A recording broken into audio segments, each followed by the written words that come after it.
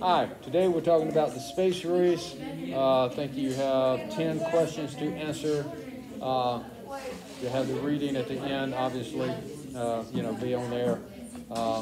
This video and your questions are at the end of that. And that's about it. It's pretty simple, straightforward stuff. Okay? All right, here we go. All right, space race. It's a short read. We can get to it. If everybody would quit talking and allow me to go. You're going to shock you, but it's the last week of school and people are ready to be done. I know. Hi, Julia. Yeah. They say hi. Hi, Julia. My classmates are very strange. Leo. Leo, how the heck do you they're all strange. Since it gets sucking on it. Probably. Did I get y'all on here, or was I just like showing her the ceiling? Okay. We're weird. Don't come here. Well, she knows. It's a trap. That's why she chose to stay remote. It's a trap. Now we're going to put All right, there we go. When a new person comes, and since you is around All right, here we go. no, your eyes would be We miss you. We wish you were with us, but we get it. before they got your money. All right, during the Cold War. During the Cold War, the United States and the Soviet Union engaged in a competition to see who had the best technology in space. Okay? This included such events as who could put the first manned spacecraft into orbit, who would be the first to walk on the moon, and it was really the bragging rights in all reality because the space race was considered important because it showed the world which country was going to have the best science, the best technology, the best economy, because it takes a lot of money to do this. Okay? This is the one advantage that the United States had over Russia. Russia is a communist nation. They don't have the capital available that the United States had. Okay? That's why we were able to close the gap and pass them as quickly as we did. even though they started before us. Even though they started before us. That's why you have to pass them, because they started before you. They're out in front. You're absolutely right. Okay? Now, How long did they start before the us? space, after we're going to get there. After World War II, both the United States and the Soviet Union realized how important rocket research is. Okay? And they did it they think in military. Okay? How important it would be for the military. They each recruited the top rocket scientists from Germany to help with their research. Soon both sides were making progress in rocket technology. So it's actually the German scientists, if you remember, the father of our space program was a German scientist. All right? We have a lot And you of wouldn't tell us. Anybody remember his name? There's only Von something. Von Von Braun. Braun. Ron Von. All right? All right. I sort of remember. The space race actually begins in 1955, which is something else that I'm older than. You know, it's kind of fun to play that game in a classroom with sixth graders. Next year when I'm sitting at home all by myself, going, wow, I'm older than that. That's just going to be kind of sad. It's not going to be quite as much fun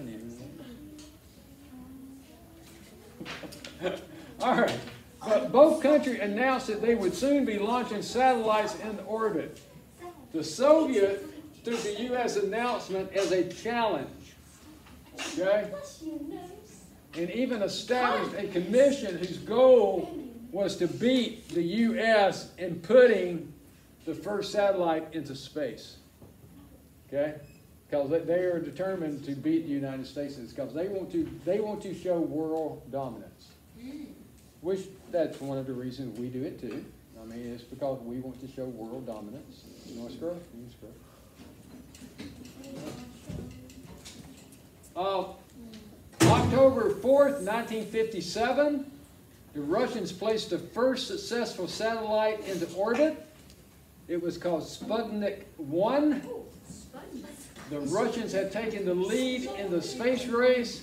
The Americans successfully launched their first satellites 4 months later. It was called Explorer 1. So right now we're running 4 months behind. Okay, they launched the satellite. 4 months later, we launched a satellite. I understand this, the Sputnik, when we think about satellite, we think about these massive things. Sputnik was about the size of a basketball. Really? It was about the size of a basketball. Why did you put a Okay, spot that on was it? the first satellite in space. Artificial satellite in space. So why did they So it's kind of small, How much was it? okay? How big was the explorer? Not much bigger. It's later because we're not using it for communication or anything like this You just put it right now, yeah. Yes, sir. Wait, how much do you think it was? How much did it weigh? Not a whole bunch. How much do you think, like, money-wise, it was? Oh, it probably millions of dollars to develop that thing and able to get it into space. Yeah. Yeah, that wasn't a slingshot and just a basketball, you know, that was shot up there. Yes. Did that make taxes go up for the American people? You what? Did taxes Oh, go no, up? no. We at this point in time, we're not trillions of dollars in debt, so we're actually living somewhat within our budget, if you would. All right. Now, the first man in orbit, the Soviets again wins this race. They put the first man into space. April the 12th, 1961, Yuri Gagarin was the first man to orbit the Earth in a spacecraft. Okay, so he orbited Earth. And the Bosnik won. 3 weeks later, so we're closing the gap. Okay, 4 months before we launched the satellite after they did. But now it's 3 weeks later, we actually launched a man into space. But, John Glenn, he's no, not John Glenn. Alan. It's Alan Shepard. But he doesn't orbits? orbit the Earth. He just goes up and breaks the atmosphere and goes up into space and basically comes back down. 15 minutes. It's a 15-minute flight. But we put a man in space. Okay? So Freedom 7 with astronaut Alan Shepard became the first American in space. His craft did not orbit the Earth. However, it was nearly a year later, February 20th, 1962, before the first American, John Glenn, actually orbits the Earth. So we were only 3 weeks behind as far as getting a man into space, but it was almost a year later before we actually had a man orbit the Earth. Okay, so we're behind in this race a little bit. Yes. So the Soviet Union was the first to orbit. Yep. Yeah, they kind of. Yep. Yuri was actually the first man to orbit the Earth. Yeah, they got more. First man in space, first man to orbit the Earth. The first Okay. man in space. They got, Okay? but they. Wait, who's the first person? No, but they got two first and we only got one. It was John. But we got the big one. The Soviets got the first man in spacecraft too, right? No, What? the big one is first man. Which country put a manned spacecraft into orbit? That was the Soviets too, right? The manned spacecraft. Yep. Who was our Yep. guy? Yep. John Glenn. All right. The Americans were embarrassed at being behind. You know what? I have learned over my years of teaching and as a student that if I'm actually paying attention to what's going on, I pick up on what's going on better than if I'm sitting there talking to my friend not paying any attention. Then I don't have to ask questions about something that a teacher has repeated 3 times and I still don't know because, well, I haven't paid attention yet. See how that works? If you pay attention, you actually pick up stuff. Okay? Last week of school, doesn't matter. This is still for a grade. Okay, and I grant you, most of y'all in here could get zeros on all the rest of the homework and the test, and you would still pass. You're not going to pass with your A, but you would pass. Okay, so if you choose not to do anything, that's really up to you. But be quiet in case we got one person in here that might want to maintain their A. Okay? And I know for a fact we got one.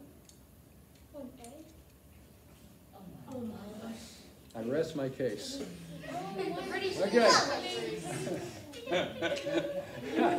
The Americans were embarrassed at being behind in the space race. In 1961, President Kennedy went to Congress and he announced that he wanted to be the first to put a man on the moon. And he wanted to do it before the end of the 60s. And then they tried to blow the moon. Okay? And he felt that this was important for the country and the Western world. So the Apollo moon program is launched. Okay, Apollo is the one that ends up, of course, going to the moon, that whole series. Okay, in conjunction with the Apollo program, the U.S. launches the Gemini. The Gemini is a one-seater, of course, which would develop technology for use in the Apollo aircrafts. Under the Gemini program, the Americans learned how to change the orbit in a spacecraft, spend significant time in orbit, to learn how the human body would be affected. They brought two spacecrafts together, because that is how you land on the moon. The Apollo 11 did not land on the moon. Okay? You dropped them off. Yeah. Okay? So they had to learn how to get two spacecrafts to rendezvous in space. And it also went for the first spacewalks outside of a spacecraft. So the reason they got to do this is understand, this is unexplored territory. We don't know the effect that space is going to have on the human body, because no one's ever done this before. We don't know, is the human body going to absorb all these cosmic rays or something? It's going to mess them up, it's going to kill them, going to make some freak out of them, turn them into Superman. We don't know. Okay? So when these guys get back, they're quarantined and studied. They're given all kinds of examples. Telling how much blood is drawn from them. I mean, they put them through the gamut to make sure that nothing is going on. Okay? Well, then we get to the point that they actually leave the spacecraft and go out and go for what they call spacewalks, where they are tethered to the outside of the aircraft, but they're outside the spacecraft, walking around and working on the spacecrafts and things like that. But they got to do all this in order to get the steps. So it's not just like, hey, we're going to go to the moon, we'll do it next week. Okay, this is a slow process to make sure everything is safe and all. Yes? I mean, they wouldn't just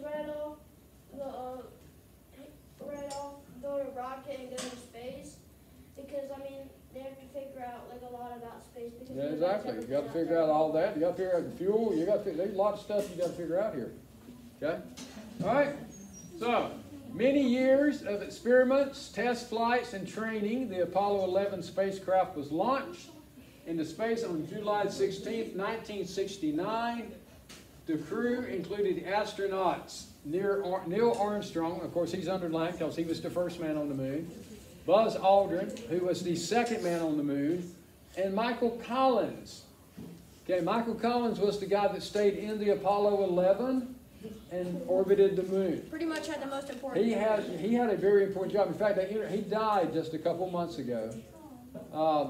And they interviewed him before his death and asked him if he was ever sad that he didn't get on the moon. And his comment was like, no. I had a very important part of that mission, and I did it well. And we came home safe. So he had no regrets. He had no regrets. Well, team player, difference. All right, the trip to the moon took 3 days. All right, 3 days. Think about this. Listen up. Listen. Trip to the moon took 3 days. The moon is roughly 249,000 miles away. Took 3 days, 83,000 miles a day, 24 hours in a day. They were going almost 3,500 miles per hour. Oh, wow, that's beautiful. And it took 3 days to get there. And it still took 3 days to get there. Okay? That's booked. All right, now, upon arriving, Neil Armstrong and Buzz Aldrin moved to the lunar module. It was called the Eagle. Okay? In fact, when they set down, they radio back. When they successfully set down on the moon, they radio back. The Eagle has landed. Okay? And they began their descent to the moon. There were some malfunctions, and Armstrong actually had to land it manually. And he lost it. It was set up to land a computer. It was computer operated to land that thing. But he notices that they are setting down where there is a pile of rocks, crater thing. And if they try to sit there, that thing's good possibility it's going to tip over. And if it tips over, they ain't coming home. So he actually has to manually take it and move it over to set it down. Okay? And when they land on the moon, they don't jump out immediately. It's not like arriving at grandma's house I'd be where so you just scared. automatically jump out and go running up to see grandma. They actually stayed on inside the Eagle for about 2 hours. They rest, they have a meal, they kind of collect themselves, and then they exit the I'd be Eagle, so the scared. modular. I'd Okay? be horrified. I feel like I'm gonna die. I feel like I would fall. Okay, on July the 20th, 1969, the Eagle lands on the moon. Neil Armstrong steps out and becomes the first man to walk on the moon. With his first step on the moon, Armstrong said, "That's one small step for man, one giant leap for mankind." Okay? That was the first words. Later on, he admits that he actually messed up. He was so nervous that he messed it up just a little bit. Yeah, like he said he's been planning it for so long Yeah. and messed it up. He messed it up just a little bit. But at least he didn't step out and go, "Hey, it's not made of cheese," you know. All right. Eagle landed brown.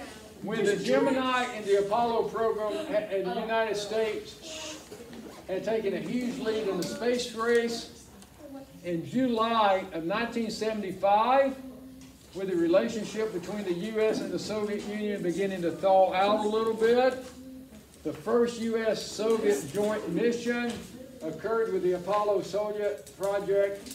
The space race was now officially over. Okay, it's officially over. We won. We did win. The Russians called their space pilots cosmonauts, which means sailors of the universe. The Americans are called astronauts, which means star sailors. Before Kennedy's assassination, okay, the Russians and the Americans were discussing working together to put a man on the moon. But after President Kennedy was killed, the Russians kind of backed off of that. The U.S. would likely have to have had the first satellite in orbit had they been allowed to use military rockets from the start. But Eisenhower was worried that he would be called a warmonger if he used military rockets. So he told the scientists they must use research rockets instead. Think about this. He was military man. We just came out of World War II and the Korean War. And he's not trying to stop And he was a general in those army, in those wars. Okay? Then he becomes president. So he's afraid that if him being ex-military, if he starts using military rockets for space, people's going to think he's going to try to start another war or something. And that's not what he wants. Okay? He doesn't want them to think that. So he tells them they have to come up with their own rockets to use. That's why NASA is not part of the military. Okay? The space race was not a long series of successes. Both sides had plenty of failures, including crashes and explosions that resulted in the death of several astronauts. And tomorrow we're going to talk about one of the Apollo tragedies. that was Okay. Do you think All they right. just burned